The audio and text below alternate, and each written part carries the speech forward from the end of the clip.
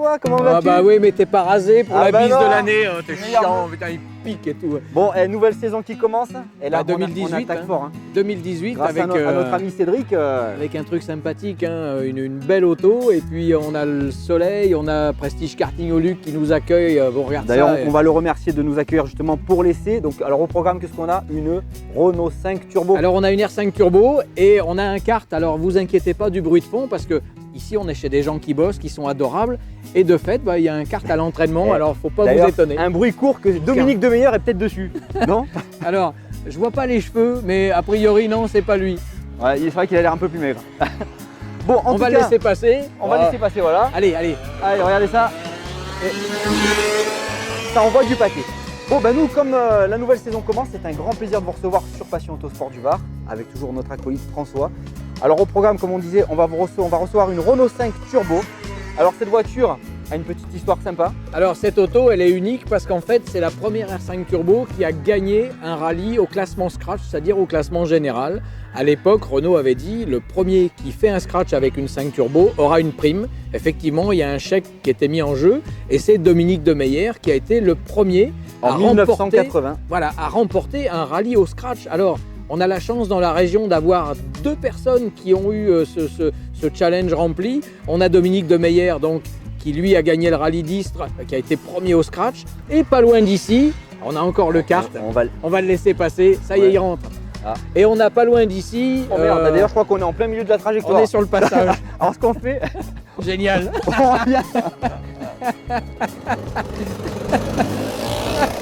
Voilà. Ah bah, là, c'est les aléas du direct. C'est les aléas du direct. Et le deuxième, bon, il n'est pas loin d'ici, c'est Pascal Aimé qui, lui, a été le premier en France à remporter un classement scratch sur une R5 GT Turbo. Donc Renault a toujours su lancer le challenge et dire le premier qui gagne aura un chèque. Effectivement, Dominique Demeyer comme Pascal Aimé ont été les deux premiers en France à remporter un scratch avec une 5 Turbo 1 et avec la 5 GT Turbo.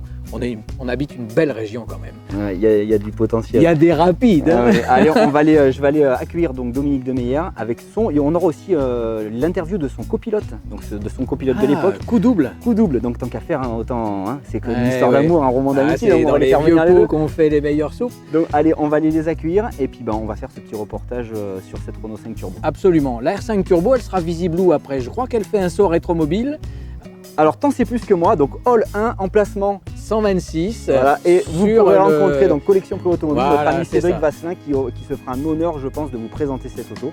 Et ça va en faire saliver plus d'un. Oui, et puis c'est une page d'histoire des rallyes parce que la 5 Turbo, c'est encore des choses qu'on voit rouler avec grand plaisir. Et le premier qui a eu la timbale avec cette auto, c'est lui, on le voit dans quelques instants, et la voiture, on l'a là, c'est génial. Oh, tu parles trop, allez, on y va. Ciao Mathieu.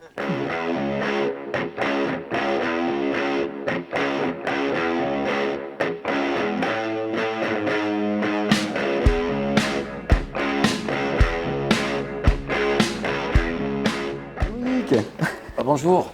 Salut, comment tu vas? Écoute, très très bien. Hein. Eh ben, c'est un honneur de te recevoir dans Passion Autosport du Var. C'est un grand plaisir, vraiment. C'est réciproque aussi. Moi, j'en ai beaucoup entendu parler et je suis content de merci. faire connaissance. Alors, tu es né le 24 novembre 1952 Ajaccio. à Ajaccio. Un voilà. Corse, c'est et beau oui, ça. oui, malgré mon nom, je n'ai pas un nom corse, mais je suis corse. Mais mon père et ma mère sont corses aussi. Donc tu débutes le sport automobile en 1970 À 18 ans, sur oui. Porsche 911S. Oui. Est-ce que tu peux me faire un petit CV de ton parcours, ton Je ne vais palmarès? pas le faire trop long parce que après les gens peut-être ça va les fatiguer aussi. Mais je pense qu'on pourrait t'entendre des heures parler là. Alors j'ai eu la chance de courir longtemps et j'ai commencé avec une Porsche 911S, j'ai fait le Tour de France à l'époque. Et ensuite je suis passé à une voiture, j'ai eu une Ford Mustang pour faire des courses de côte, mais j'aimais pas trop. Après j'ai eu une Lancia 1600 HF. Hein, c'est un peu catalogue de la redoute, hein, mais bon, pour expliquer un peu. Et après, je suis passé à l'Opel Kadett. Mais entre-temps, j'ai oublié, j'ai eu une Alpine. J'ai eu deux Alpines, deux berlinettes. Et là, je me suis régalé. J'ai fait des beaux rallyes comme le Monte-Carlo, où j'avais gagné le classement promotion. C'était la dernière fois qu'une Alpine rentrait dans les 10 premiers du Monte-Carlo. Bon, anecdote. Hein. Et après, je suis passé à l'Opel Kadett. Et après l'Opel Kadett, la fameuse R5 Turbo. Et là, j'ai eu les trois modèles, la R5 Turbo, la Cévennes, la Tour de Corse et la Maxi. Et donc, c'était une grande partie de ma carrière. Et après, je suis passé à la Mégane Kit Car, que j'ai gardé longtemps. Je m'en fais plaisir aussi. Et après, je suis passé au WRC. Je ne sais pas si c'était une bonne idée, parce que le WRC, ça coûte très très cher à faire rouler. Ouais. Je n'ai pas trouvé le plaisir. J'ai oublié la BM aussi, parce que je perds un peu, en vieillissant, on perd un peu la tête. Et j'ai l'M3. Je crois que la l'M3, là, j'ai eu des très très beaux souvenirs avec l'M3 aussi. Oui, on trouve des beaux palmarès avec la M3. Ah, ouais. J'avais lu quelques Ouais, trucs l'M3, sympas. c'était une super auto. Vraiment, elle faisait du bruit, elle glissait, les spectateurs étaient contents, moi j'étais content. C'était vraiment une belle période. Et donc après, je suis passé à la Kit Car, la Mégane Kit Car, qui marchait bien aussi, mais c'était plus pareil, ça glissait moins et tout, c'était moins plaisant, mais c'était une voiture quand même qui était intéressante à conduire aussi. Et après, je suis passé au WRC, c'est-à-dire à la Toyota Corolla, la 206 WRC, la 307 WRC, et là actuellement, parce que malheureusement, je l'ai brûlé deux de voitures. Il me reste une 206 WRC, les dernières, avec les vitesses au volant, c'est une très belle auto, qui devient plus une collector qu'autre chose, mais je cours encore un peu pour me faire plaisir. Donc là, la cour des grands quand même, là, c'est Oui, mais autre bon, chose. les plus grands plaisirs, peut-être que j'étais plus jeune aussi, c'était quand même l'Opel Kadett, l'Alpine, la BM, la 5 Turbo. C'est là, pour moi, les meilleures voitures. Donc à l'heure d'aujourd'hui, si dans toute cette catégorie d'auto que tu as eu, si tu pouvais classer les 3 premières, ça serait vraiment celle-ci. Alors, la première, je mettrais l'M3.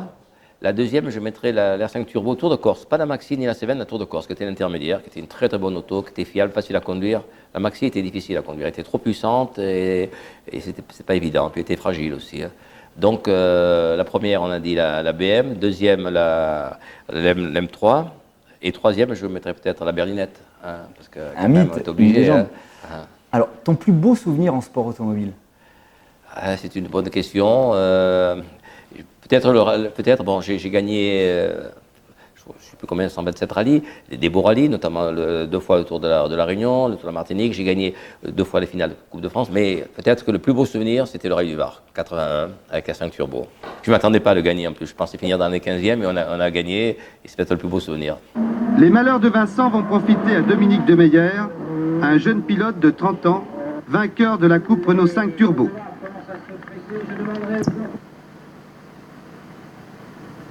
Abandonné rapidement. Autrement, je crois qu'il aurait quand même été devant moi. En rallye, qu'est-ce le plus important, le pilote ou la voiture? Ben, je crois que c'est un tandem, mais il y a le pilote, il y a la voiture, puis aussi le coéquipier et l'assistance, ce qui permet à l'auto de rouler. Je vous remercie pour cette interview exclusive. Allez, le contraire maintenant, ton pire souvenir?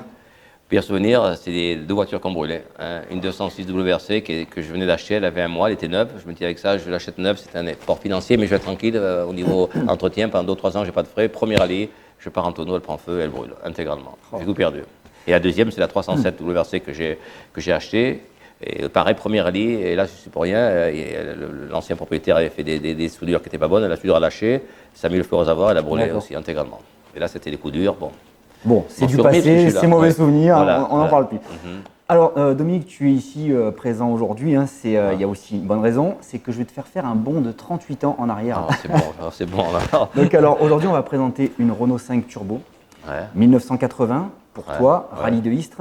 Ouais. Première Renault 5 Turbo à gagner, enfin à remporter un rallye en France. Donc, est-ce que tu peux nous parler un peu de cette victoire? Ah, c'est une victoire qui, pour moi, était importante parce que, j'avais acheté cette voiture, mais je n'ai pas fini de la payer parce qu'elle était quand même relativement chère, je n'avais pas beaucoup de moyens. Et Renault avait promis, Gérard Larousse avait promis une prime à celui qui gagnerait le premier rallye avec. Hein. Et donc, j'ai dit, il faut qu'on fasse un rallye, mais je ne sais pas si elle est gagnée ou quoi. Et quand on a gagné, ça m'a permis déjà de finir de payer la voiture. J'avais un souci en moins. Hein. Et ça, c'est donc le premier bon souvenir de la 5 Turbo. Et après, donc, te dire aussi que c'était la première donc, Renault 5 Turbo à avoir gagné un rallye en France. Voilà, même Ça si doit c'est être pas un grand chose- rallye, hein, mais c'était voilà, Ouais, mais on a gagné un rallye. C'est voilà. une histoire, Voilà, tu as ouais. ouvert une page, Ouais. donc c'est super. Alors, ce qu'on va faire, donc, comme je te disais, on va faire un petit bond de 38 ans en arrière Ouais. avec cette Renault 5 Turbo. Et je vais te laisser dans les mains de mon acolyte François pour parler un peu plus technique, pour parler turbo. Et puis on va aller faire un petit essai sur une piste. D'accord. Donc on est à Prestige Kart, donc à côté du circuit du Luc. Ouais. Donc il nous ouvre gentiment ses portes pour essayer cette auto. Ok. Est-ce que tu accepterais donc pendant quelques minutes que je sois ton copilote? Parce Mais bien qu'après on va le sûr, bien rencontrer sûr. aussi. C'est plutôt à toi si tu as la confiance en moi, parce que bon, j'ai plus les réflexes que j'avais il y a 38 ans. J'ai pris des couches, des lingettes, hein. dans le doute, on ne Bon. sait jamais. Et après, on verra ton copilote de l'époque. D'accord, bien sûr, et puis bien sûr. il nous donnera quelques anecdotes, savoir comment tu étais. Grincheux, enquiquinant, pointilleux. Tous les défauts, je crois. J'avais. Ouais, allez, c'est parti. Bon, je te laisse aux mains de mon Ok, ami François. D'accord.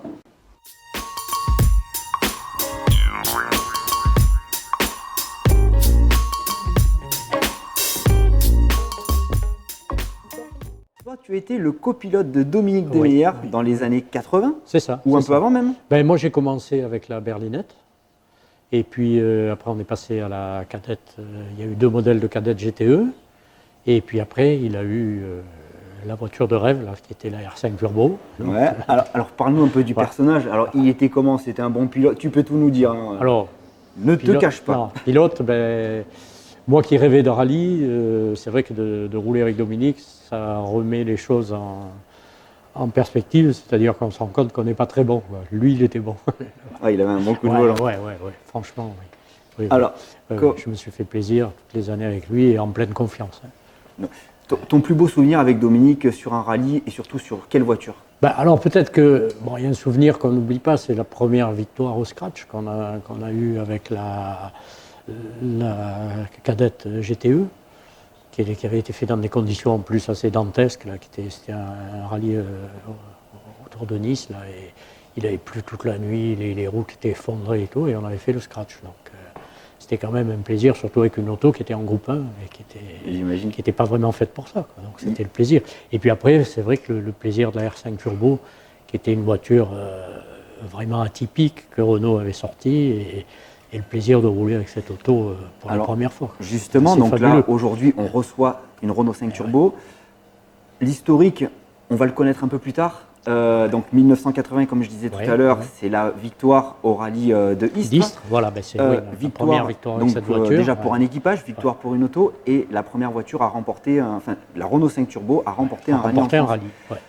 rallye. Ouais. T'en gardes quel souvenir?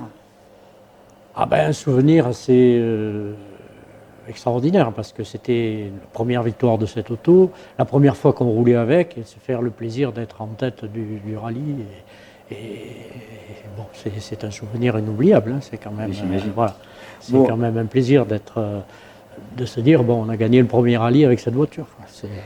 Ça doit être énorme. Et puis c'est une page d'histoire. Hein, Oui, franchement, c'est. Alors après, comme quand on sait dans un équipage, quand pilote-copilote, hein, c'est comme un vieux couple. Alors est-ce qu'il y a eu un peu des tensions, des engueulades de temps en temps, des fausses Alors, notes annoncées? Alors, il y a eu forcément des erreurs de ma part, et de la sienne aussi, mais enfin surtout, comme on dit, hein, c'est un coéquipier peut faire perdre un rallye, il ne peut pas le faire gagner, c'est le pilote qui gagne. Voilà, le coéquipier, les erreurs, bon, le coéquipier est important. Le coéquipier, Mais enfin, des erreurs, on n'en a pas eu trop, et des tensions, c'est vrai qu'on n'en a pas eu énormément. On s'entendait très bien, que ce soit en reconnaissance, où on passait quand même beaucoup d'heures à l'époque, puisque la réglementation était différente d'aujourd'hui. Donc, on roulait avec des vieilles voitures, mais Ouais, j'imagine. on roulait pas mal, quoi. Bon, eh ben, ce que je te propose, on va aller voir cette petite Renault 5 Ah, mais Turbo. très volontiers. Il y a François qui doit être avec Dominique, là, à mon avis, ils vont nous faire un petit historique, un Ouais, petit topo, tout super, ça. super, Et très puis, volontiers. on va replonger 38 ans en arrière. Eh ben, Allez, c'est parti. ça nous rajeunit un petit peu.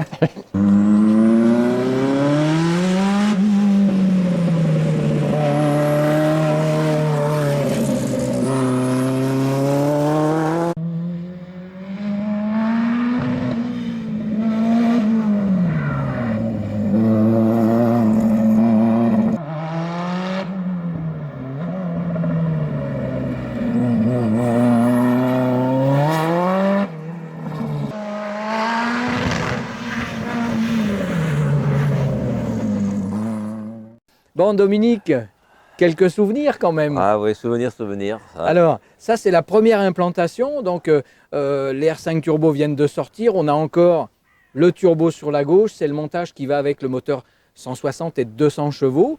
Après, il y a eu une grosse révolution le jour où on est passé à la Tour de Corse, puisque là, le fameux doseur qui gérait l'injection, qui est absolument inaccessible sur celle-là, il est venu sur l'arrière. Ouais. Alors, entre la Tour de Corse et la 200 chevaux, tu as goûté aux deux. Au niveau mécanique, qu'est-ce qu'il y avait comme différence de comportement?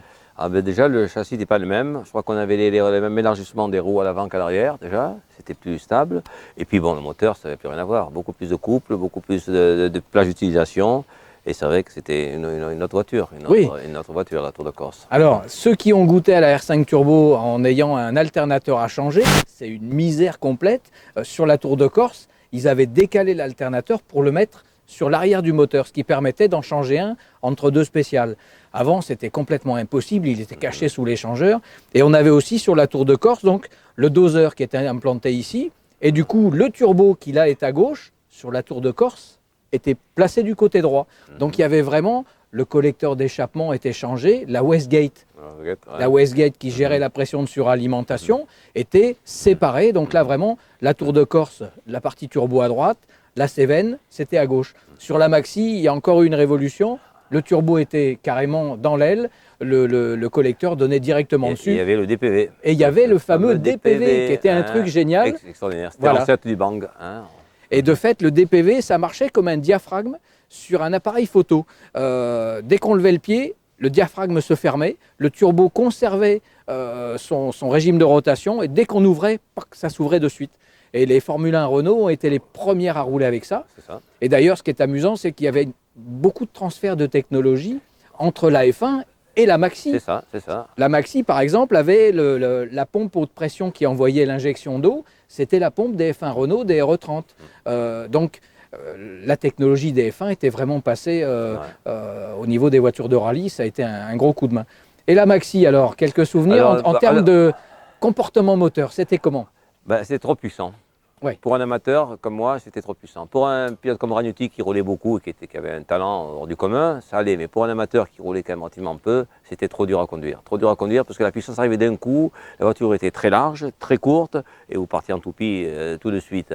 Alors, et en plus, il y avait la fiabilité qui n'était pas là. La Maxi était faite pour l'usine, pas pour des amateurs, donc elle était très fragile. Il fallait changer très souvent les boîtes et tout. Parce qu'elle Beaucoup tenait de pas le coup. maintenance alors. Beaucoup de maintenance. Mais pour moi, la plus belle, c'était la Tour de Corse. La Tour de Corse, elle n'avait pas les défauts de la Cévennes, elle n'avait pas les défauts de la Maxi, elle était faite pour des amateurs. C'est-à-dire qu'elle était très fiable, elle était très performante, facile à conduire, et elle ne coûtait pas très très cher non plus à l'entretien.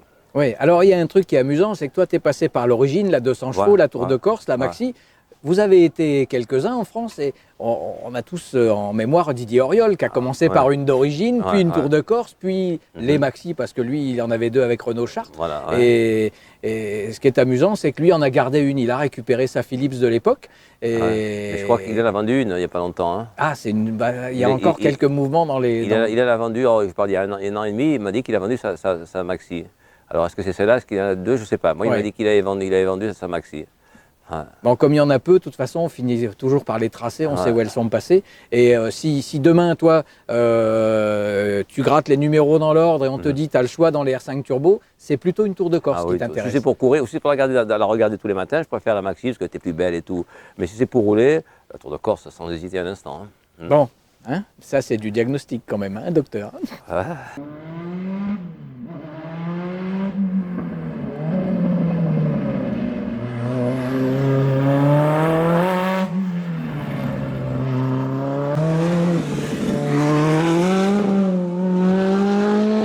Alors, il y en a qui vont dire ils ont ouvert le capot pour faire le niveau d'huile.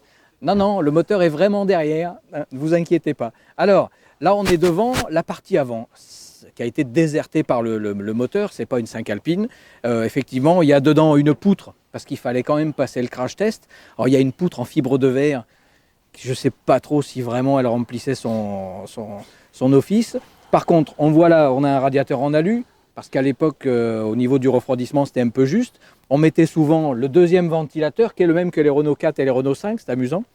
Et juste pour info, les vrais Tours de Corse étaient livrés avec le chauffage de Renault 4 à l'intérieur.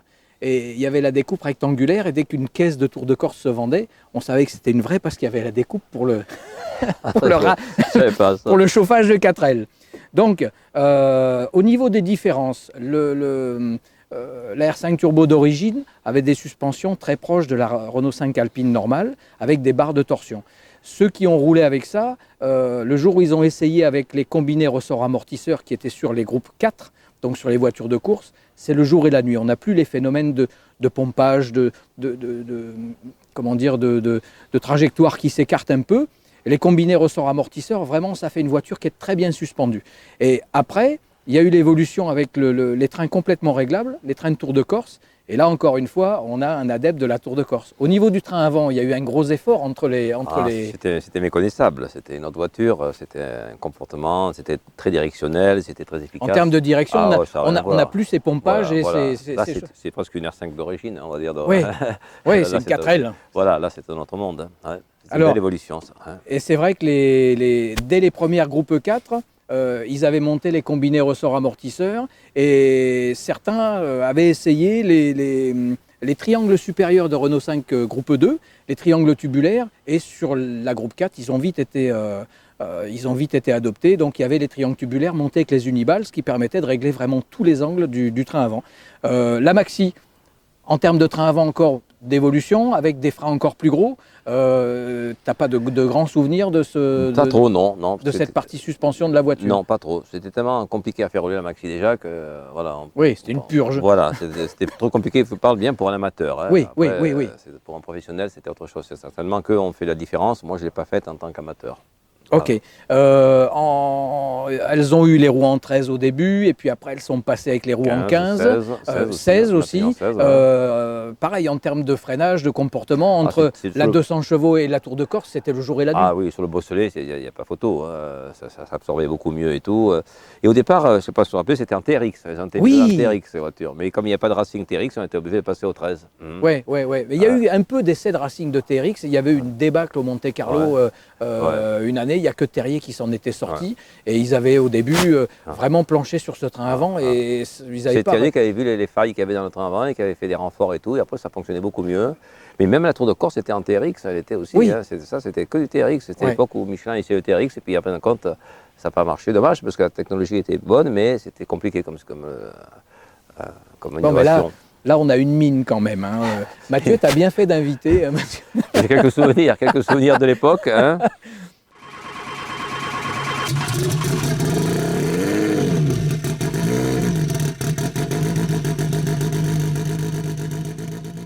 Bon, bah, comme promis, avec Dominique Demeyer dans la Renault 5 Turbo. Hein. Allez, mon Domi. Je commence, voilà. Alors, la voiture est très technique, hein, tu m'as dit. Combien l'embrayage et combien le perciré, autrement elle a tendance à pas vouloir démarrer. Allez, c'est parti.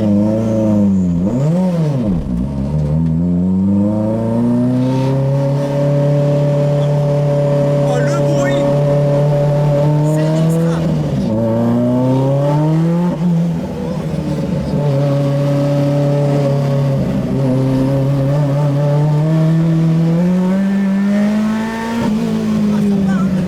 Il y a de la puissance.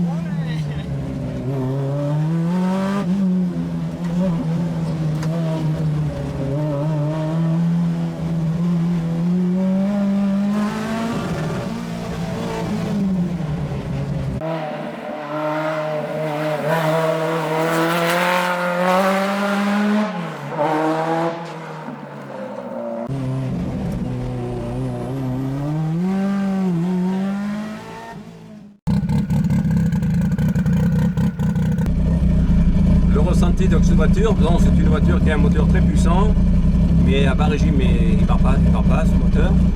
Après au niveau tenue de route, d'abord on a trop de frein sur l'arrière, pour ça qu'en freinant on s'est mis un peu à l'écart. Et ensuite on a des roues trop larges à l'avant, c'est-à-dire que ça accroche trop l'avant et ça a tendance à aller tout droit, ça accroche trop. Voilà, mais c'est une voiture sympa, c'est une voiture de son âge, hein, mais sympa. Et elle me rappelle de bons souvenirs.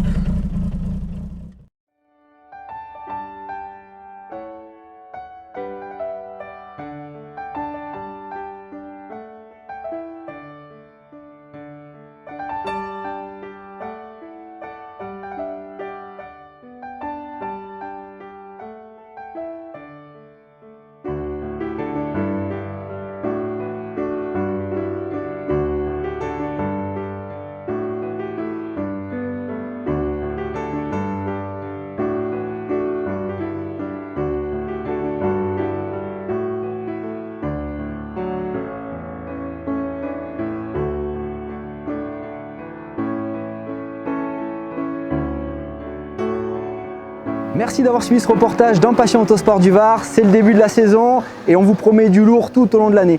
On se retrouve la semaine prochaine. Alors nous aurons notre nouveau studio, notre plateau télé qui est enfin opérationnel. Donc la semaine prochaine, théoriquement, si tout se passe bien et qu'on a fini nos petits travaux, on se retrouvera dans ce magnifique studio où on recevra nos invités et on va commencer dans ce plateau avec une petite Lancia Fulvia et ça sera un très grand plaisir de vous montrer tout ça dans Passion Autosport du Var. Merci à tous d'avoir suivi ce reportage. À bientôt.